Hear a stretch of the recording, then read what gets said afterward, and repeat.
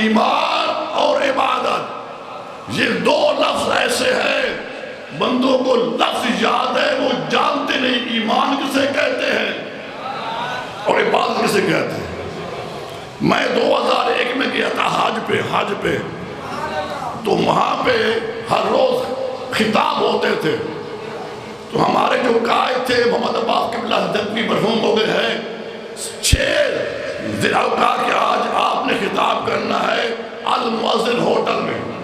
وہاں میں نے ایمان کے بعد کی تعریف پیش کی تھی، علماء نے میری بڑی حوصلہ افزائی فرمائی تھی، اور سنی شیعہ نے مجھے بہت سراہا تھا۔ میں چاہتا ہوں کہ آج میں آپ سب کے مرحومین کی روحوں کو وہ جملہ اشار کر دوں۔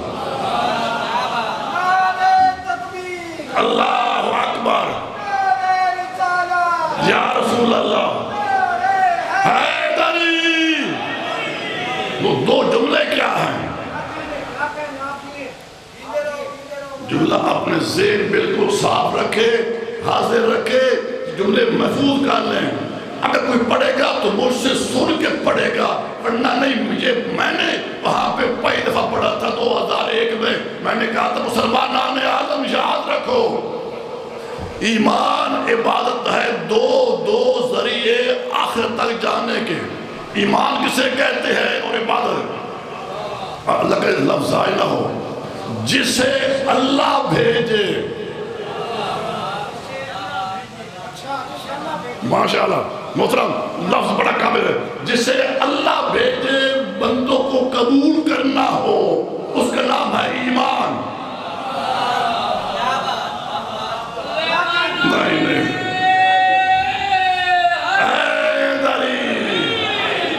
میں پھر کہہ رہا ہوں، جسے اللہ شرطیں بھیجے، اللہ بیدار صاحب، اللہ بھیجے، بندوں کو قبول کرنا ہو، اس کا نام ہے ایمان۔ جسے بندے بھیجے، اللہ کو قبول کرنا، اس کا نام ہے عبادت۔ میں علماء سے داد لے چکا، داد نبی نے مجھے افسوس نہیں ہوگا، میں تو پھر کہہ رہا ہوں، جسے اللہ بھیجے تمہیں قبول کرنا، اس کا نام ہے ایمان۔ جسے تم بھیجو اللہ کو قبول، اس کا نام ہے عبادت۔ ایمان ہے پہلے، عبادت ہے بعد میں۔ پہلے اس کے بھیجے ہوئے کو تم قبول کرو، پھر جو تم بھیجو گے اسے وہ قبول کرے گا۔ اور جاگ رہے ہو، سن رہے ہو؟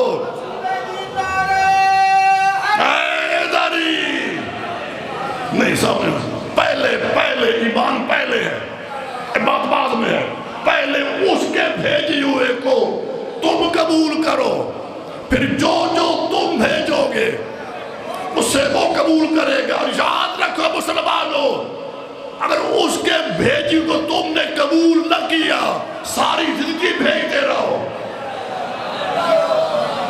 بلکہ میں نے کہا تھا مسلمانوں، حاجیوں، یاد رکھو، اگر اس کے بھیجی کو تم نے قبول نہ کیا، بے شک اس کے گھر میں آ کر بھی بھیجتے رہو، وہ قبول کرنے کا پابند نہیں ہے۔ ایمان ہے پہلے، عبادت ہے بعد میں۔ اور یاد رکھو، آج فیصلہ ہوتا ہے، جملے کا فیصلہ، ان دونوں میں افضل کون ہے؟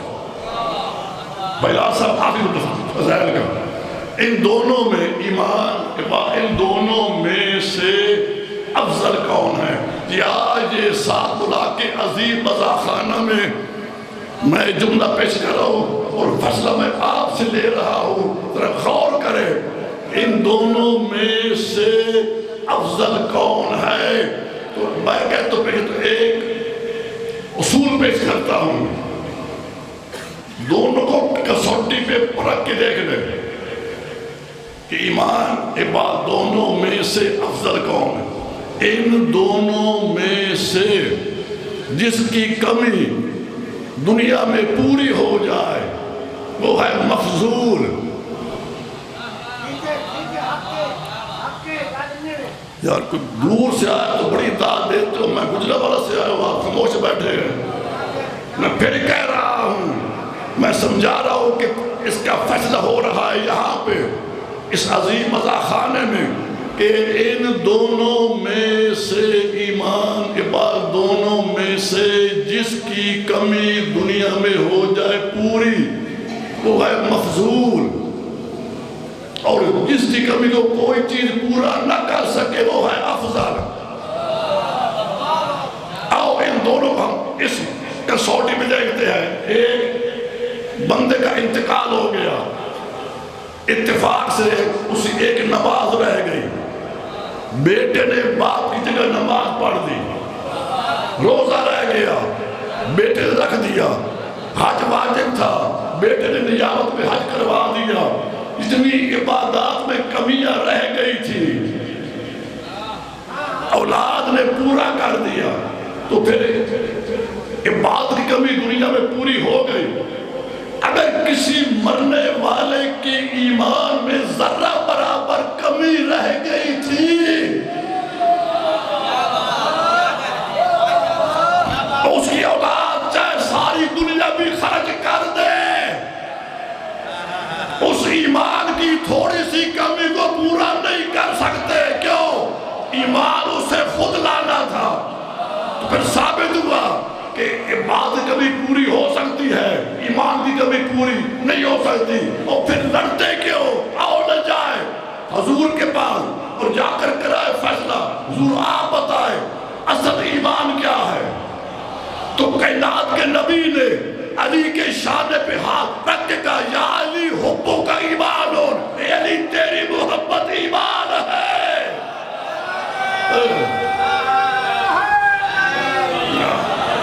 ایمان کے متلاشیوں ایمان کی کہہ دوں، سبحان اللہ۔ ایمان کے متلاشیوں ایمان کی کہہ دوں، ایمان کی قسم میرا ایمان علی۔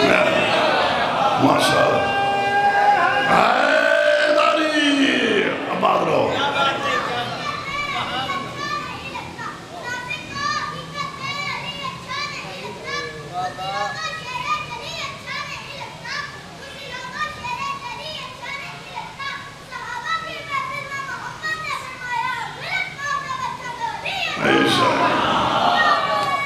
حیدری ماشاءاللہ، مولا بات رکھیں۔ میں مشکور ہوں آپ کا، آپ نے میرا ساتھ دیا ہے۔ پھر ثابت ہوا کہ جس کی کمی پوری ہو جائے اسے کہتے ہیں عبادت، اور جس کی کمی کو کوئی پورا نہ کر سکے، سن رہے ہو ایسے ہفتے سیٹی بہت کام ہوتے ہیں جو بچوں کو جا کے بھی دے رہے ہیں، حق بنتا تھا ہے بچے کو انعام دینا۔ بچے نے بڑے غور سے بڑی اچھے وقت پڑھی تھی، ربائی پڑھی تھی۔ تو مولا آپ سب کو خوش رکھے۔ میں نتیجہ پیش کر رہا تھا آپ کے سامنے کہ یاد رکھو محترم قبلہ، آپ کے سامنے بھی کہہ رہا ہوں کہ جس کی کمی پوری ہو جائے اسے کہتے ہیں عبادت، اور کسی کمی کو کوئی شے پورا نہ کر سکے اسے کہتے ہیں ایمان، اور اس کی محبت ایمان ہو اسے علی کہتے ہیں۔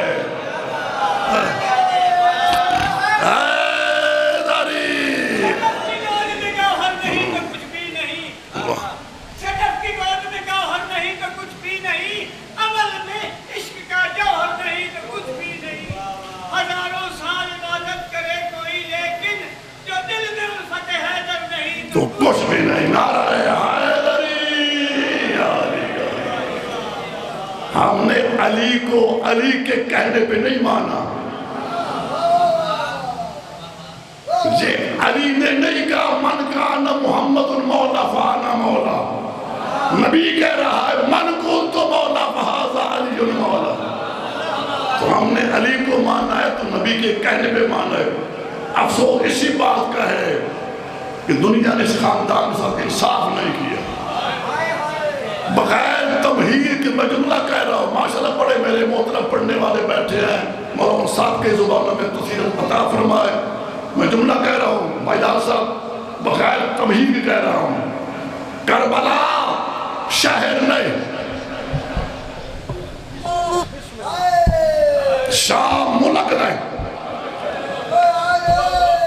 ماشاءاللہ جزاک اللہ۔ میں نے بغیر تمہید کے کہا ہے، کچھ سمجھ ازادار میں سمجھانا چاہتا ہوں۔ کربلا شہر نہیں، شام ملک نہیں. میں صدا سے معافی مانگ کی جملہ کہہ رہا ہوں. کربلا شہر نہیں بھائی لال صاحب، شام ملک نہیں، دونوں مقتل گاہ ہے. جزاک اللہ، جزاک اللہ. دونوں مقتل گاہ ہے. کربلا علی کے بیٹوں کی مقتل گاہ، شام علی کی بیٹیوں کی مقتل گاہ. مجھے معاف کرنا، کربلا میں حسین نے دین کو بچایا، شام میں جناب زینب نے حسین کو بچایا. مجھے عزا خانے کی قسم ہے، دین کو بچانا آسان تھا، حسین کو بچانا بڑا مشکل تھا. حسین نے دین بچایا کھلے ہاتھوں سے. جناب زینب نے حسین کو بچایا بندے ہوئے ہاتھوں سے. وہ دین کو بچانے پر حسین کے لگے 9 گھنٹے. بھائیان، دین کو بچانے پر حسین لگے 9 گھنٹے. حسین کو بچانے پر جناب زینب لگے پونے 2 سال. پونے 2 سال کے بعد جب حسین کو بچا کے آگے نانا کی قبر پہ علامہ رشید ترابی کا جملہ پیش کر رہا ہوں. وہ فرما رہے تھے جب حسین کو بچا کے آئی ہے نانا کی قبر پہ، ہر بی بی اونٹ سے اتری مگر زینب اونٹ سے گری.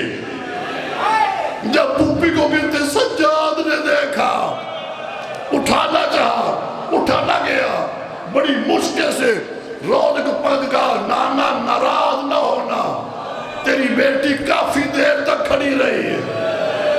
اس کے بعد کا نانا مبارک ہو، تیرا حسین بچا آئی ہو. پھر کہا نانا میں تیرے بیٹے کی ایک نشانی لے کے آئی ہوں. بی بی نے ایک کرتا نکالا جس میں 1950 سوراخ تھے.